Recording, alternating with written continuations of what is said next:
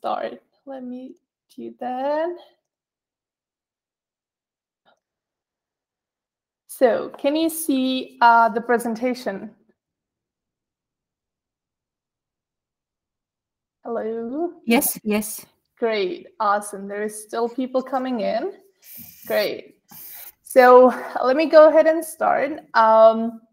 If there are some people, I cannot see you, I cannot see the call itself. So if there are some people waiting to get in, please let me know and I can let them in. Also, if you do have, so you can, great, thank you. People in the side awesome, thank you. So I'm gonna introduce the topic, and if you do have questions, feel free to jump in and ask them right away. You don't have to wait till the end. So thank you so much for joining in. Today, the webinar will be about bachelor studies in the United States.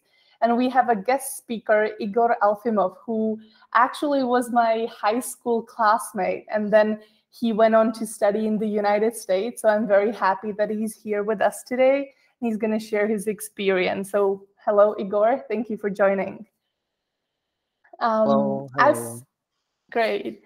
So as for the Education USA, I'm not sure how many of you are familiar with this organization, but my name is Hani and I work for Education USA, and it's an organization that helps students at high school if they want to apply to a university in the United States. So what we do is we work with students in the 2nd and 3rd grade of high school, and we help them with all the steps that you need to take in order to apply to American university or college.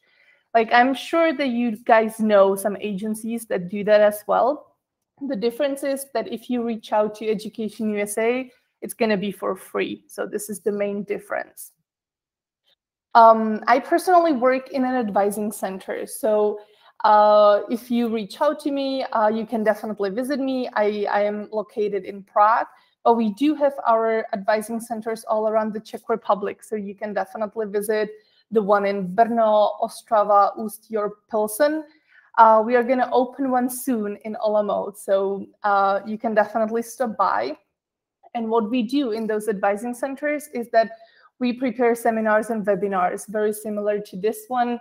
It usually reflects the steps that you are currently taking. So right now, if you are in the 3rd grade actually, and you are deciding whether to go, or if you already applied, you know, it usually tells you like the topics are how to research US universities or how to get finances so you can join for free and maybe learn something new.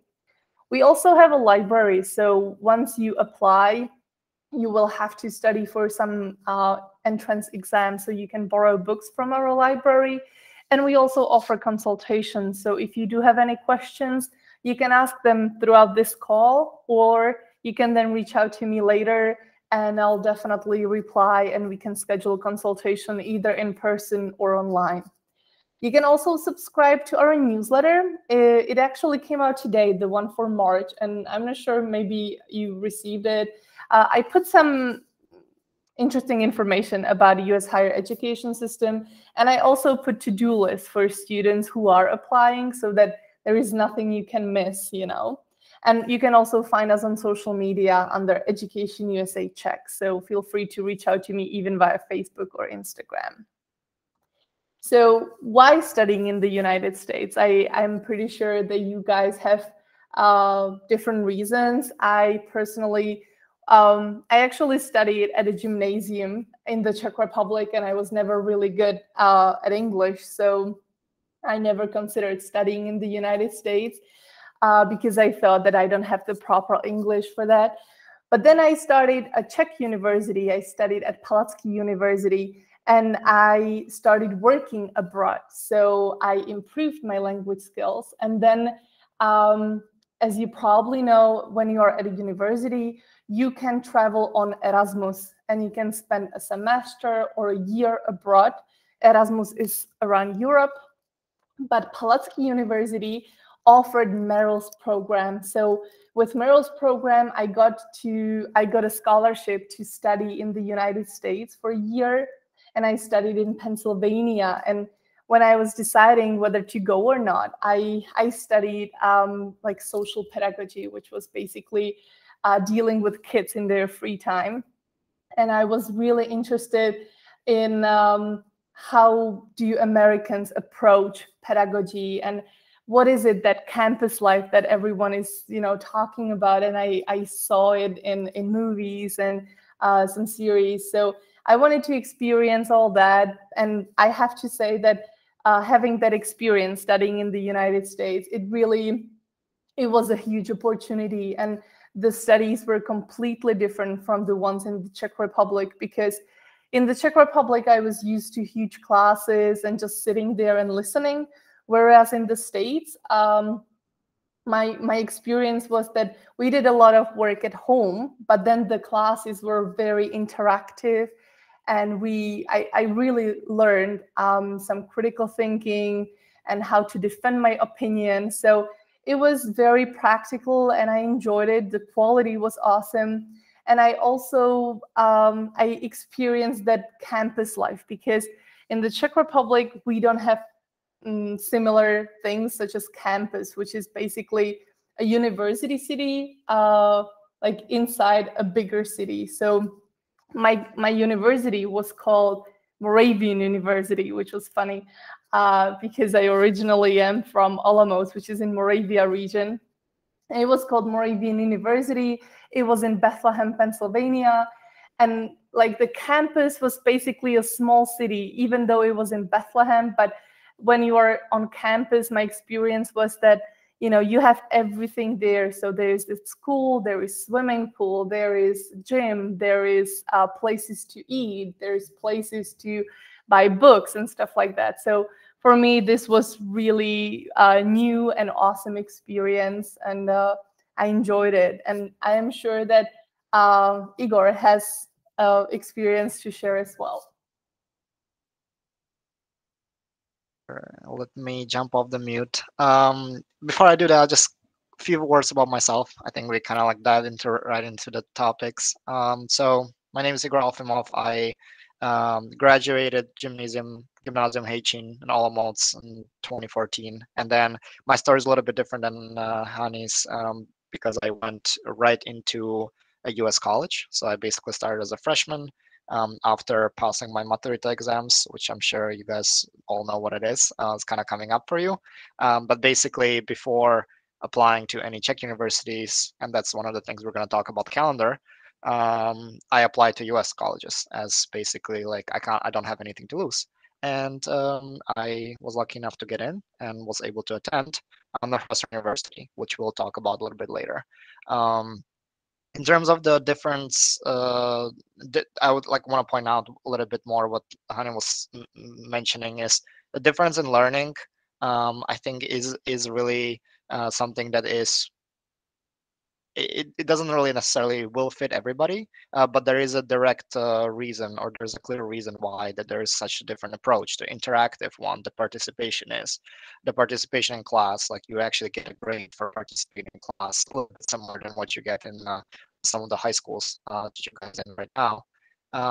It's because a lot of the opinion shaping, or the ability to defend your opinions, come from practice, right? So you need to be able to articulate what you stand, what's your opinion, what is your point here, what do you think should be done in the specific situation if we're talking about some hypothetical case situations. At the same time, you need to be able to argument your ideas because you'll have to prove it in terms of your future classes or essay writing. And that's actually one of the big things that I don't really necessarily saw in my high school education in Czech Republic. We haven't really wrote that many essays in terms of like essays really an argumentative a piece of written work. The other things that for me attracted me a lot in the US prospects of going to study in the US is actually the career opportunities. And I saw a lot of different support and help throughout, starting from the freshman class, which just for a quick side note, freshman, sophomore, junior, senior, that's like the 4 grades in the US college. It's the same thing in high school as well. So freshman is the first grade, first class in the university. There is optional mandatory, like heavily recommended, but not necessarily mandatory, a resume building class that you take, because they know that you will probably be looking to get an internship or a summertime job right the first summer. So there's free career counseling, there's free career these opportunities for you to start thinking about, well, what are you actually doing in terms of your college after, right? Americans treat college education as a prep for job. So it's not just studying for the sake of studying, although there is some tracks that people enjoy, staying in academia forever, becoming professors. That's obviously fine, but a lot of them are like, okay, I'm studying economics because I want to work in the industry at some point. And your these career opportunities and counseling are presented to you throughout your studies as well. So every year you kind of a little bit pause and be like, okay, is this helpful for me? Is this aligned to what I want to do after college? And that kind of like leads to get into the pre-professional development side of things, since a lot of the work you do in classes also make you think like, okay, is this a real world thing? I'm actually working with the real world clients, or I work on real world problems. Is this something I'm be interested in doing? And easiest to try while you're still in a safety of your own school, supported by your professors and staff, before you actually sign up for that job that might not be what you were hoping to get. The one thing that kind of on this slide I want to point out is that career fair thing. I actually have a picture from my Northwestern career fair top right. It's basically companies coming to the school directly. I know there is some sort of like a Veletrh concept in Czech Republic. Those are a little bit more like in specific towns, specific schools as well. This one happens at every school you go to. The employers come to you to recruit specific schools. So, and it's because they know what the school is strong at. For example, we'll get Northwestern. Northwestern's really strong in engineering. So there's going to be engineering companies, like I had like recruiters from Google and Facebook and Netflix coming to my school and be like, are you interested in working for us for a summer?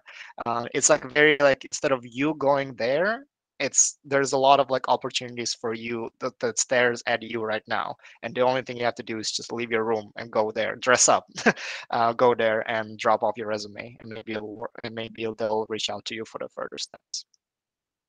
Okay. I definitely, we don't want this to be completely just us talking, so I'm gonna encourage everybody to raise your hand or just get off mute and start asking questions. Also, feel free to use the chat. We're gonna keep going for now, but if you have any questions at any point, let us know. Perfect, thank you. So as Igor mentioned, he studied at Northwestern University.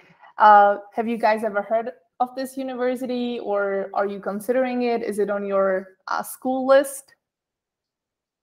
Anyone? It's very good at engineering, as Igor said. We'll have like a specific slide about the school too. Perfect, great.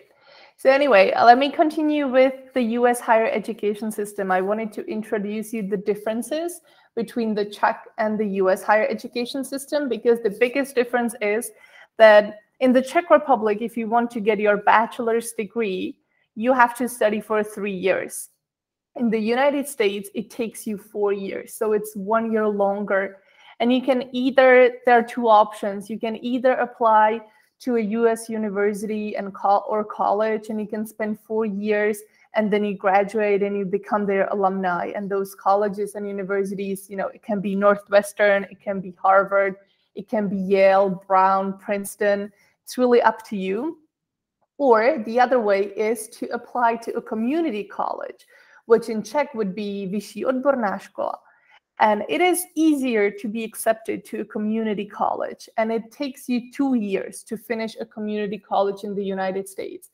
And after that 2 years, you have a choice. And you can either take your associate degree that you earn, and you can either come back to the Czech Republic or, stay in the States.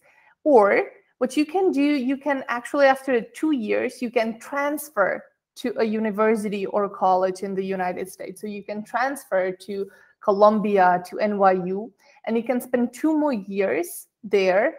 And then when you finish, you get your degree at Columbia, at NYU. So there is another way how to get your bachelor's degree. I usually, when I work with students and I see their lists of schools, It's usually those very competitive schools and very selective schools such as Harvard and those Ivies. But I always tell them to put some safety schools on their list as well. So that is why I'm mentioning the community colleges, because it is a way how you can study there. You can then transfer to a school of your dreams, but this is a way that is much easier than applying to Harvard straight away. Then you can, of course, continue to master's degree education or doctoral. That's definitely up to you. You can also do mix and match. So you can study your bachelor's degree in the Czech Republic, and then you can study your master's degree in the US, or vice versa. So you can study undergraduate, which is bachelor's in the States, and then come for your master's over here. Do you guys have any questions regarding the US higher education system? I do. No, go ahead. It's clear. Oh, it's clear so far. Thank you. Perfect. Perfect. So I mean, there are differences when it comes to medicine, theology, or law. Are you guys interested in some of those majors, medicine, law, or theology? If not, I'm going to skip that. We can come back to that if you have questions later. It's just a little bit different studying those kind of majors in the States. Anyway, again, when I was at high school and I was deciding where to go for my university, I thought that studying in the States is very difficult. And I believe it is. Like Igor is going to share his experience, I'm sure. But when I, started working for Education USA, I managed to put all the steps into 5 steps. So everything that you will have to do when it comes to applying to the US, I managed to put it in 5 steps. And let me now walk you through all of them. I also offer my help here. So if you decide to go through the process, feel free to reach out to me and I can help you with every step. And, I'm sure that we will manage to send out the application. So the first step is basically researching your option. What I mean by that is that you need, somebody just came in, great. So what I mean by that is that, in the US, there are 4,500 universities. So you are obviously not going to go through all of their websites, but you can definitely find some websites that can help you research the best fit for you, the best university that will be, the best option for you. And those are called, for instance, Big Future or Peterson. And they have this tool, the search box, where you can enter or where you can type your priorities. So you can type in the major you would like to study, or the location you would like to study at, or a combination of a sport and major. And based on your priorities, you can click on the search button and it will show you the schools that can, that can actually combine it for you. So they can check all the boxes. So you are not going to have to research all of them, but you just have to know some basic information about what are you expecting from the US studies. And then you can use those Big Future or Peterson website to help you find schools that would be suitable for you. Igor, do you have any experience with researching schools, and Yes. do you have any tips? Great. It's kind of funny because I saw your point on the official ranking system. There's a lot of them, and I actually have a link to a ranking system that I used when I was looking for a college later in the slides. It's just I think what you're trying to say here, there's no like right answer in those ranking systems, and there's also a lot of them, so you have to kind of like use them to as a reference, not really as a like, okay, you should apply to #1 school. Also, the rankings are very complicated when it comes to this.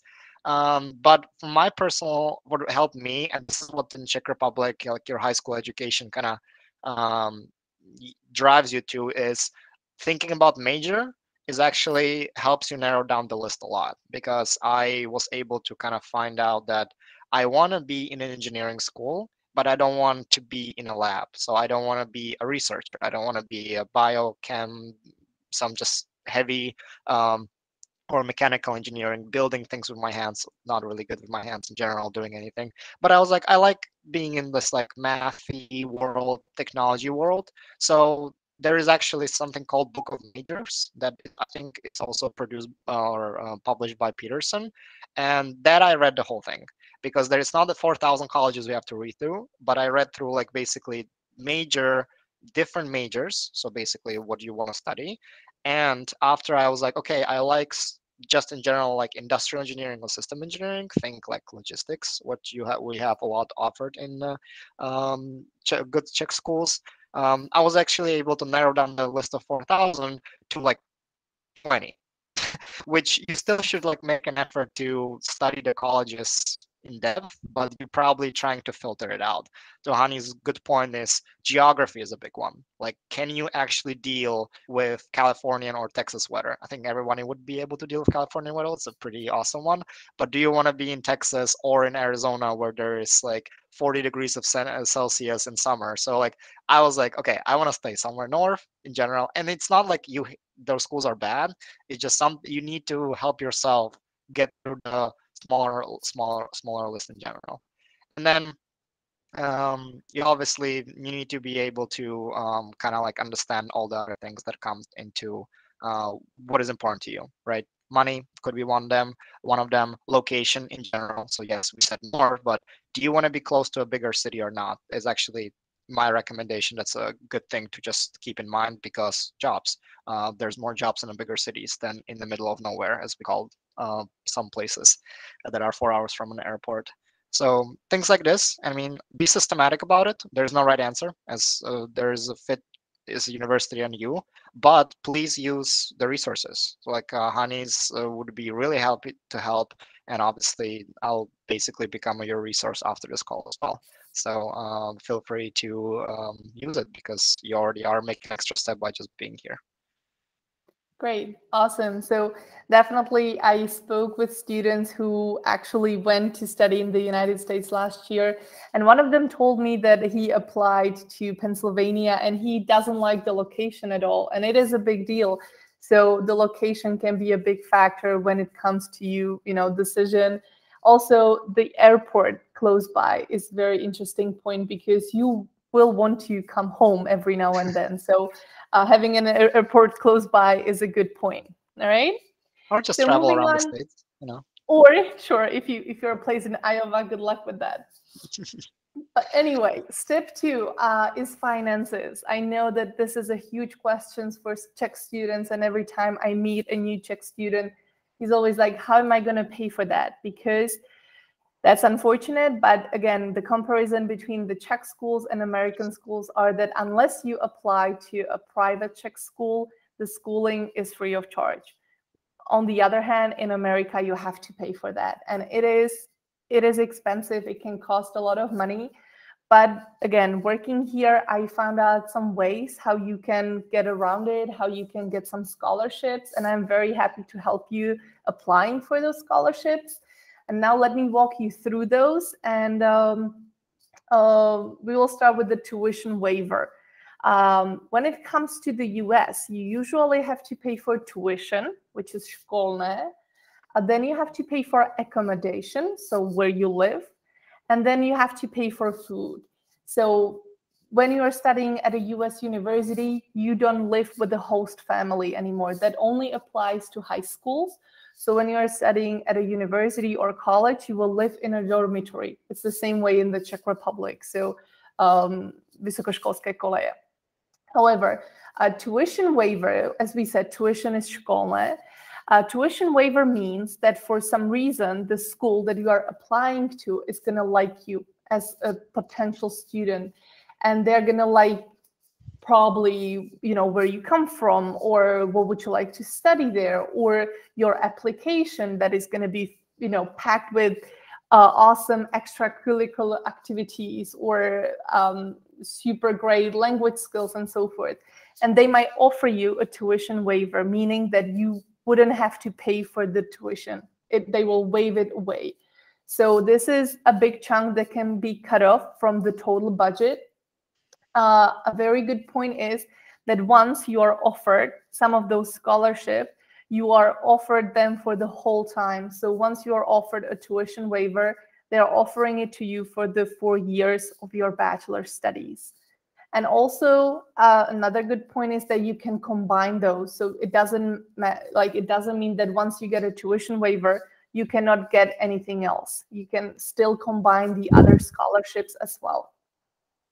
So the next type of a scholarship is a merit-based scholarship, which is basically, in Czech, it's prospěchové stipendium. And it depends on your grades at high school. So you have to show them your school reports from high school from the past 4 years at high school. You have to translate them. And if the school offers merit-based scholarship and you are eligible, you might get some money for your grades, and it can cover a part of your accommodation or a part of your, like meal plans and so forth. Then there is also need-based scholarship, which is sociální stipendium. And I always apply with Czech students for need-based scholarship because in comparison, I like the salaries of American families and Czech families. The Czech families earn less money. So you guys will be eligible probably for the need-based scholarship if the school offers it. And it may cover, either the accommodation or the meal plan, or it might, just add up to the total budget. So again, feel free to ask questions if you have any. But here I just wanted to say, if the school offers it, we are going to apply to everything, and you will see, what works out. If you are an athlete, if you do any sports and you are good at it and you can combine your major and the sport, you might be offered an athletic scholarship, which is the best deal you can get, because athletic scholarship covers tuition, accommodation, and food. So let me give you an example. If you play volleyball and you would like to study biology, so when you are looking for your best fit in Peterson or Big Future website, I would put that I would like to study biology, maybe in Florida, and I would like to combine it with volleyball. It will show you schools that are the best fit for you, and once you research them, you might find that they'll offer you an athletic scholarship. So it is a little bit more paperwork, but once you are offered that, all you have to worry about are the plane tickets from the Czech Republic to the United States and your insurance, because otherwise everything else is paid for, and maybe some books. Yeah, on this, I had a friend from Czech Republic in Northwestern who was there on a scholarship. So there's a lot of it depends, but the idea is you are eligible for athletic scholarship from your university's perspective if you're good enough to represent them in the sport. So it's basically, there is some sort, if you're good in volleyball, it's not just enough. You basically are signing up to be on their team right away, and the school determines if you are going to be representing them. But why do you need to research which schools do which sport is because not every school has every sport, right? So the good volleyball schools in the US that compete on national level against other colleges, there might be only a few of them. It's not that popular sport. But tennis is a little bit more popular sport, so you'll get more schools that are come up in your search. So this is very individual. So again, if you believe that you would be eligible, I think one requirement, just so you know, you need to have an international ranking and international achievements in the sport in general.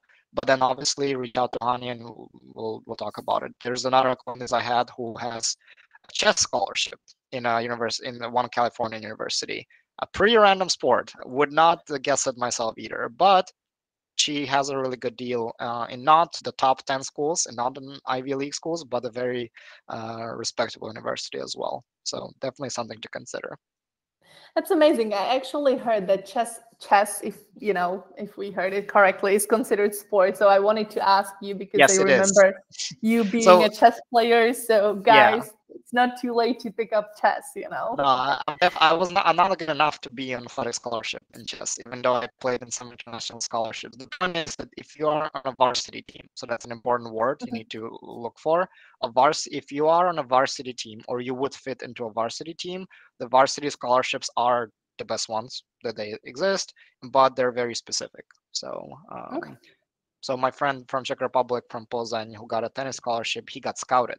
So he applied, and then the person from the college came to his practice in Plzeň, and actually it was almost like a sport recruitment going on. So okay. Sounds interesting. All right. So apart from scholarships, you can also do work study, which is not a type of scholarship, but it is a way how you can earn some extra money, or how you can basically work on campus. Because unfortunately, the way how it works in the Czech Republic, where you can have part-time job, you know, on the side of your studying, in the US, it doesn't work like that. Your visa is primarily student visa, so you have to focus on studying. So there are some options how you can earn money, but it's mostly working on campus.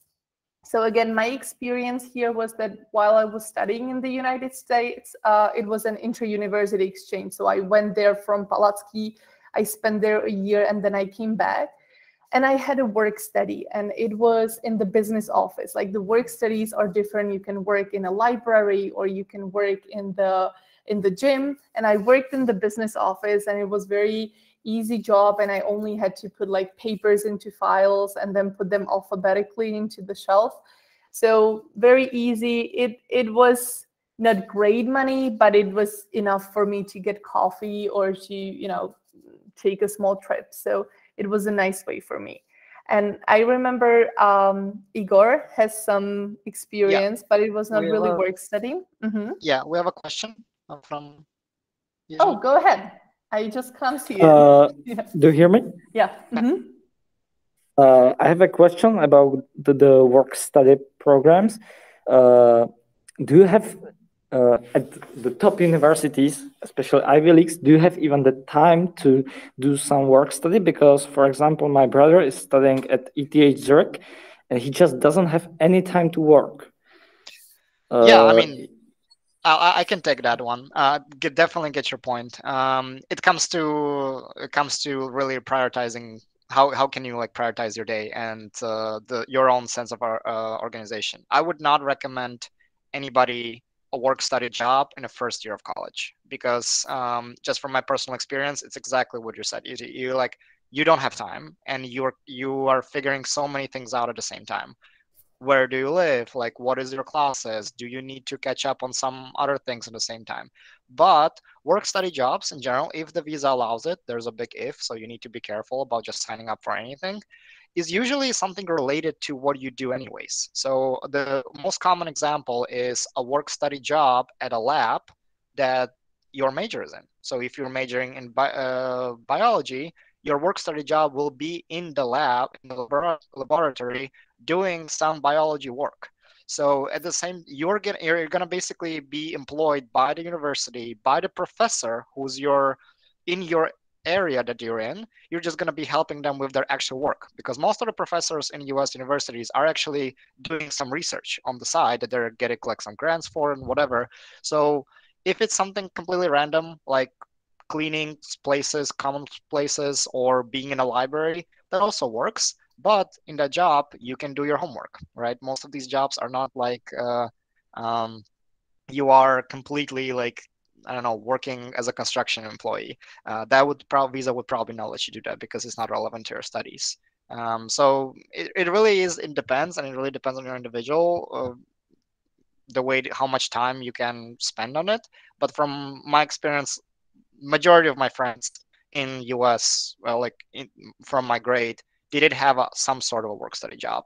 If it was 5 hours a week, that might be very little, but hey, that's like $100 probably, which is like not that small when it comes to your own personal budget. Yes, it's not going to cover tuition, but it's going to help you do something else. Does that help? Yes, thank you very much. Okay. Yeah, in addition to, sorry, Go Yeah, ahead. I was gonna go to the addition to work study. That is more of like a small thing on campus that you do.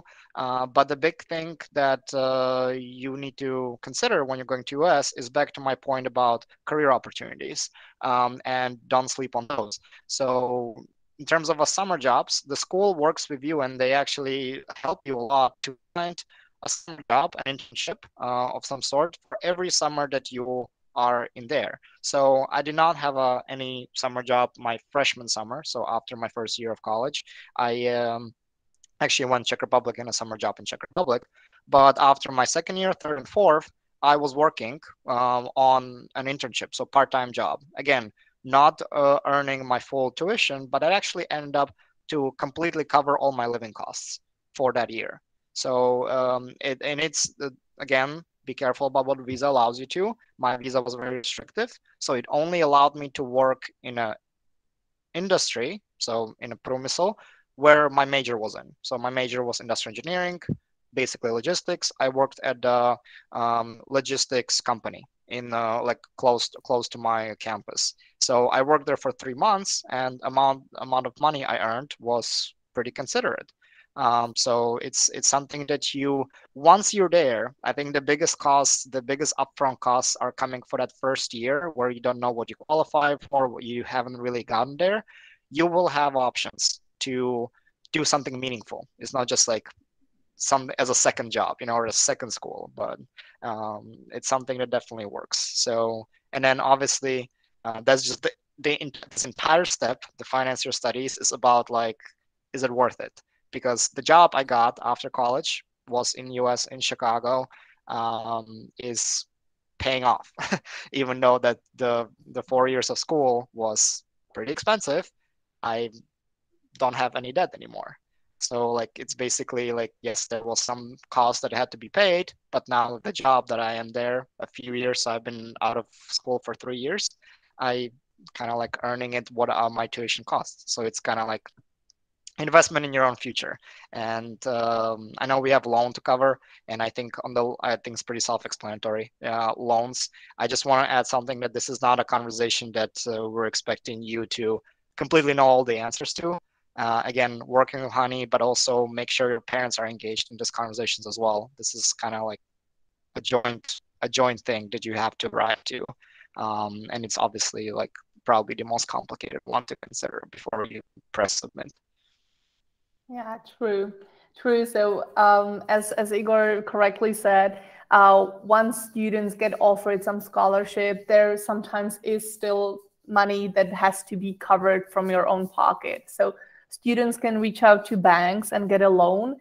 I always say just wait, and if you have time, reach out to Czech Foundation. So we have that opportunity because in the Czech Republic, there are about 16 of foundations that can help you financially with your studies. So you can definitely write a letter to Bachelor Foundation, the Kellner Family Foundation. There is also Kursek Foundation. So we have the whole list on our website. Again, I encourage you to write to all of them, for instance, and you never know, what turns out to be your, foundation that will help you out. So definitely you can use that, but I would count on it that you will have to pay at least something from your own pocket.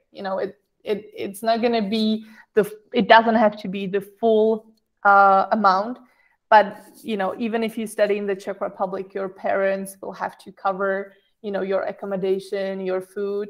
So the same way it works in the United States. But as Igor said, it's the investment for your future. So just consider it.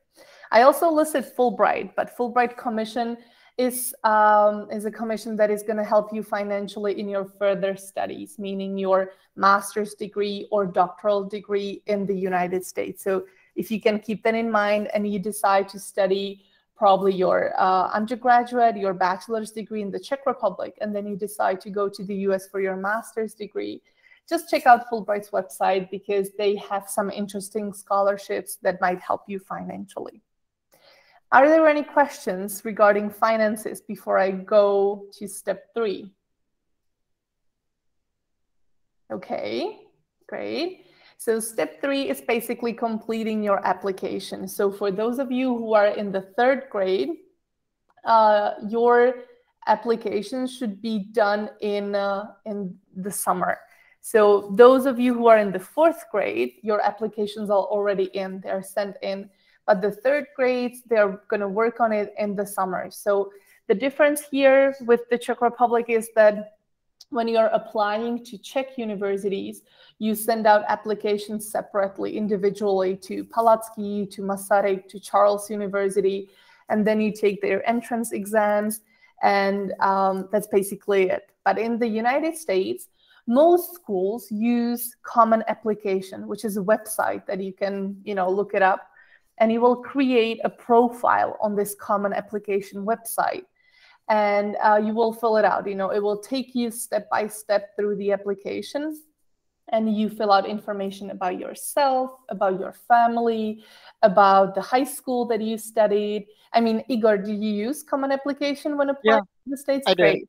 I Mm-hmm. saw that there is another system right now. When I was browsing through the admission requirements the last few days, but the Common App has it's the same point. So you basically you have the profile. Think about like your LinkedIn profile or any other Facebook profiles I've seen before. And then there's a lot of common stuff like the scores, the language exam that's going to be applicable to all. But within the system, it allows you to basically send your application to specific schools again, because some schools like Yale, Harvard, UPenn, whatever, all the big ones, even Northwestern, they have their own thing that they want from you. For those are mostly essays. The essays are probably going to be like, why are you choosing Harvard, right? So you will have like the common stuff, but then also for every school you will have like an essay here, a few essays here. Maybe the interview also that you have here, I think that's only a thing for a few schools now. That's going to be like tracked on individual level. So it's something that you basically will explore more. Great. So as Igor said, you are going to have to show your SAT scores. The good thing is that with COVID, most schools became test optional. And what it means is that they leave it up to you if you take the SATs. And I'm not sure if you have already looked at it, or it's SAT or ACT. I know that Jirka actually is looking into taking an ACT test.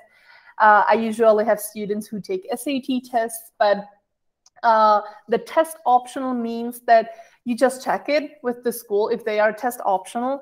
And it means that you can take the test, you can study for the test, you can take it. And if the score is awesome and it will help you, you can submit it to the Common Application. And if you take the test and the score is not so great, you don't have to submit it. And if for some reason you don't have time to take the SATs, the test optional allows you not to take it. I always advise students to do that because it can help you if the score is good. But if for some reason, it just didn't happen, you don't have to submit it. That's what test optional means. So just check out if your school is test optional.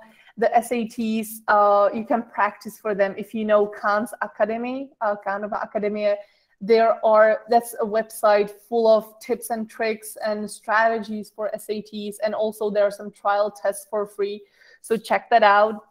And I believe that the earliest that you can take an SAT in the Czech Republic is on April 7th. So definitely check that option out. Also, what you will definitely have to do is a language exam. So again, prior to COVID, it had to be TOEFL or IELTS. With COVID, most schools actually accept Duolingo exams. So if you guys are familiar with Duolingo, you know that it is fairly easy, and you take it from home. Actually, you pay for it, and it consists of reading, speaking, listening, and writing. And you do it from home. And when you finish, you get a score and you put it in your Common App. So this is how you determine your language skills. And then you have to provide school reports. So as I said, it's even for your merit-based scholarship. You have to translate your school reports from the past 4 years at high school. And then you work with teachers. So it is a good, actually very good advice to be friendly with some of your teachers, because you will have to ask them for recommendation letters. Usually the school, they want like 2 to 3 probably recommendation letters. And you know, my advice is to choose someone who knows you very well, even like at school, but outside of school as well, and who would be willing to write you a sparkling recommendation letter. I don't know, Igor, you might have experiences with Czech teachers and recommendation letters. Yeah, it was. I had to. So every single U.S. high school has a position called, like I think counselor or something, like a high school counselor. Yeah. We don't really have that, so I had to make one up. I basically came to our head of our like English department, and I asked her if she wants to be my like a college counselor. And so my strategy was basically I was only choosing from the professors or teachers who are good in English, because that's another thing. You probably want them to write in English right away. Yes, you can do official translations, but save the official translation stuff for the official documents like transcripts and stuff like that.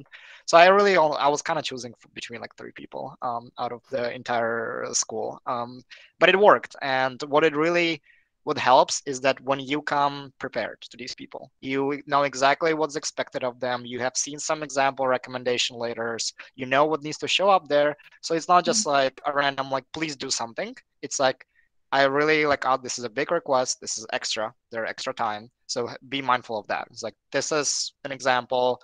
It doesn't have to be longer than 1 page, let's say. And then I think whatever's up to you, but I think you should mention like how how my strengths are, like what I'm really good at. You don't want them to write like, hey, like Yuji is really good in math, but he's really bad in Czech language and also English. So I don't know, like he's probably gonna do well in math. Like, no, you can just say like he's good in math. That's it. That's good enough. And then extra stuff as well, right?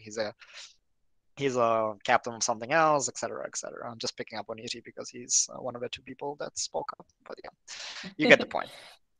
Yeah, great. And if you don't know what should be in the recommendation letter, again, feel free to reach out to me. I do have a guide for teachers how to write a good recommendation letter. So it's in Czech, it's in English. I can provide it to you. You can read it. You can provide it to your teacher to help them write something really extraordinary and really, you know, a letter that will stand out. So we do have a guide for teachers. Also, the teacher will have to, like, he or she will get an access to your Common App because he has to put information about your school. So he will have to write information about what kind of school are you studying at, the high school meaning, and what kind of grading system do you have? Because in the US, they have letters, whereas in the Czech Republic, we use numbers. So they have to explain what does it mean on your school report and stuff like that. So this is something that the teacher does. And then there are 2 more things to do, which is personal essay. Igor already mentioned that those essays are different from what I was used to writing at high school. So here I offer my help. You can write a personal essay, you can write a draft, you can send it to me and I'll comment on that and we can work on it together. Because you're gonna write many of them. If you apply to more schools, there will be essays that are obligatory, that are not. So you can choose. I always advise you to write all of them if that's possible and you have time for that. But the prompts are usually like, why Harvard, why Columbia? And you have to show like, why should Columbia choose you or Harvard? And the last one is International CSS Profile, which is a financial document. And you basically have to show the financial situation of your family. So they're going to ask you questions like, how much do your parents earn and where do you live? So how much is your house worth? Because based on all that information, they're going to decide how big a scholarship they'll offer to you. So this is all because of the scholarship. All right, and when I put it into a timeline, so this is actually designed for the 3rd year. So if you are in your 3rd year, in the spring of 2022, you should prepare for the test, so you should take either the SAT or the Duolingo, and then you already have to have the university. So do the university research and then prepare for the test. Then in the summer, you would have to go through the application. So you will create the Common App profile and go through the points that I've just went through. Because then in November and going all the way through actually February, you are applying to those schools. So in November, there are some early deadlines. If I don't think I'll go into details right now, but you can choose one school that you are going to apply to in those early decision, early action. And then starting in January, there are some regular deadlines, so you can apply to other schools as well. Because then in March and May, you will hear back from the school. So you are actually before your maturita, and you already apply to schools, and then in March and April, you hear back from the school. So you will learn whether or not you have been accepted and how big a scholarship they are offering to you. And then by May 1st, which is called a decision day, you have to decide if you take one of those offers. So already before your maturita, you know if you start a university in the fall of 2023. Are there any questions regarding this timeline? Because my advice is always to start early. I know that my nature is to do everything last minute, and I just feel that Czech students are the same way mostly. But in this case, you really have to start if you're in the 3rd grade now. All right, so moving on to step 4. It's applying for your visa. So it is actually a formal step. So once you are accepted and you accept the, you decide that you would like to go there, the school provides you a document. Is there a question? No. No, okay, sorry, there was something in my headphone. So the school provides you documents, and you just have to make an appointment in Prague at the embassy, and you go for an interview. They take a picture of you, and you get a visa. Was it tricky, Igor, for you? No. Everything 4 and 5 is after you got accepted, so nothing as hard as getting accepted. All these visa appointments, basically, if you have a document from school that says you're accepted, they actually cannot reject you the visa. The only thing that can happen is that you didn't bring all the documents, so they might basically request more documentation. So they might be like, you didn't bring me your passport. If for some reason you forget that, they'll just send you home. You have to come back. But the moment that you actually got the acceptance letter, there's really like no option that they don't give you the visa, if that makes sense. Because this comes back with the financials too. You basically have to have an acceptance of the financial aid and your proof that you're going to pay and the acceptance from the school. This is so much easier than anything that we just talked about in the last 20 minutes. Great. I wouldn't even want to spend time on this. This is like later. Okay, great. And the 5th step is actually optional. So what I do with all the Education USA students who I worked with for the past year, I organize a pre-departure orientation. So we have an informal picnic in Prague, and we get together, and I tell them what not to forget when going to the States and what to be ready for. And you get a chance to meet other students who also applied and got accepted. So it's a nice way how to meet other students and how to kind of share your thoughts and worries and maybe what you're looking forward to. So this is the 5th step. And before I give actually space for Igor to share his experience with Northwestern University, are there any questions regarding the 5 steps? Great. So, Igor. Yeah, I do have to drop almost immediately at 2 or in 5 minutes. Okay. So we'll just go quickly into this. Obviously, I posted in chat if you have any additional questions specifically about Northwestern, let us know. So if you can just go to the next slide. The things I decided to pull and just are just few bullet points. I did research some of the college rankings. They are pretty high. So Northwestern University in general is a school that's part of a group of schools that's called Big Ten. So if you have only looked into Ivy Leagues, Big Ten is basically the main rival of Ivy League groups of colleges.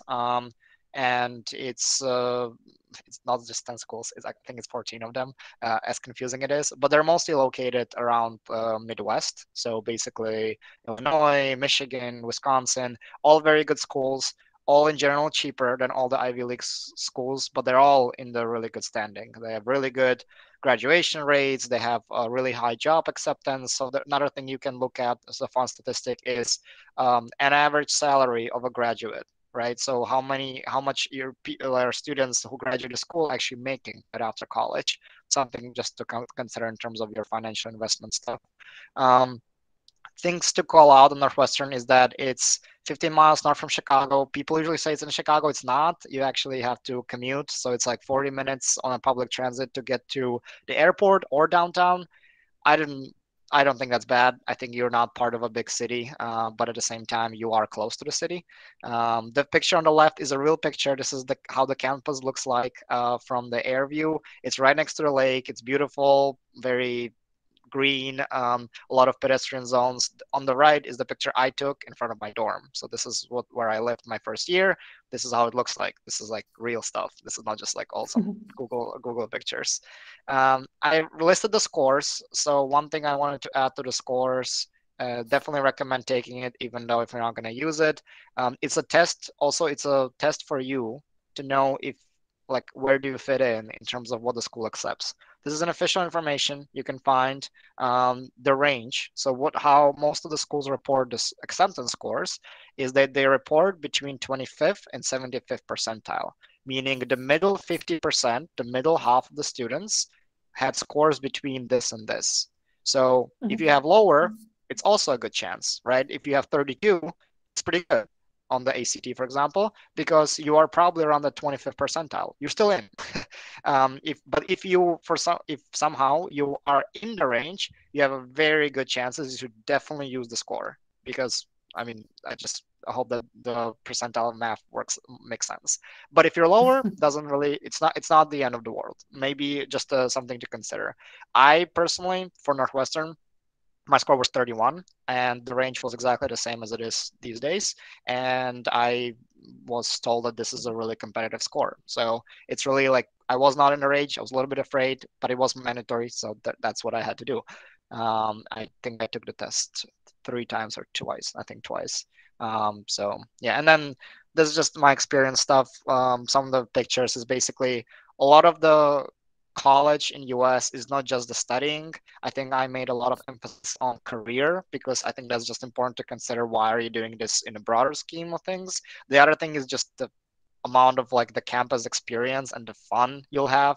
So these are all the student groups I was part of. I mean, top left, I was part of, I was on a hockey, very fun hockey team with my friends. We basically were in a charity tournament. We lost everything, but it was fun. On the right, I was with ballroom dancing. I was actually part of a ballroom show. I was a choreographer of a piece, show that was students to students. So it was just all for fun. So basically I had fun time to use my ballroom experience that I learned in all our Czech ballroom classes we all have to go to. On the left, I was able to go to a trip to Peru as part of volunteering work that we did as part of an International Student Association. So every school will have a strong international community they can be part of. You don't have to. So we were able to go to Peru for a week for spring break. And kind of like the Cinderella story, I actually met at that time, a friend, a first year of school, and then we ended up dating, and now we're married. So I basically found my wife going to US. Do not guarantee that Fulbright and EducationUSA will help you do that. But, just a little bit from my perspective, I am still in US. I am currently in New York City working at the job that I got after college. And so please feel free to reach out. I know we're out of time, but thank you everybody who stayed on. Thank you everybody who had to drop as well. Thank you, Igor, for joining. I know you have to run, so thank you again for sharing your experience. And I have one more slide to show, but you can definitely log out, and I'm just going to go through the last slide. But thank you again, really. Are we still here, the rest of you? Yes. Great, awesome. So I would like to mention my last slide is about other options for traveling to the United States. So you guys have an option of Flex program, which is actually just for the first and second years of high school. It is a program that allows you to study for a year at American high school. So it is a scholarship. You can find it on Flex Czechia, website, and you can apply for that. And if you're lucky, you will get a scholarship for a whole year at American high school. You'll get a host family, and you can spend 1 year studying at the American high school. You can also go on an au pair program, which is a program for like spending a year in the United States and looking after children. So you can look after either babies or like older children, and you will improve your language skills, and you will live with the family, you will get some pocket money. And it is a nice way, if you don't know like where to go after high school, this is an opportunity. You can also go as an au pair to Europe, maybe for the summer, because to the United States, there is a minimum of 1 year. But if you want to go to Europe, you can go for 2 months easily. So this is a nice way how you can work throughout the summer and get a part-time job. Then there are work and travel programs, which is a program that allows you to work in the United States from 1 and up to 4 months. And you will always get 1 month of traveling. So you have to be 18 and you have to study at a university in the Czech Republic, it can be. And then if you have, summer vacations, you can go to the United States and work there for 2 months, and you get 1 month of traveling. So again, a nice way to improve your language skills, to earn some money, and to travel around the United States. I believe there are also like working holiday programs, which are in Canada. You can also work and travel around Europe. So that's very open. There is also inter-university exchanges. So that means that you study at a Czech university and you go either on Erasmus to Europe, or in my case, it was Meryl's program to the United States. But you always come back and you get your degree in the Czech Republic. Your other option is to go on a language course, meaning that you just go abroad, and it is usually for either 2 weeks and up to 2 months, and you just work on your language skills. And then for your master's degree education or doctoral degree education, you can check out the Fulbright program, the Fulbright scholarships that we talked about already. So this is actually my last slide, guys. Thank you again for your attention, for your questions. Here is my email address. If you do have questions for Igor, you can also shoot them to me. I'm not sure if Igor left his email address, but I'll discuss it with him. Let me stop sharing so that I can see you. There are still many of you, so thank you for joining. Do you guys have any questions right now before we finish? All right, so this was actually all from me. So thank you for joining. I hope that I told you something new. I hope that I helped you. And if you feel like you would like to apply, this is a great time to reach out and we can go through all the steps. Have a great first day of March, actually, and have a great evening. So thank you for joining. Bye-bye.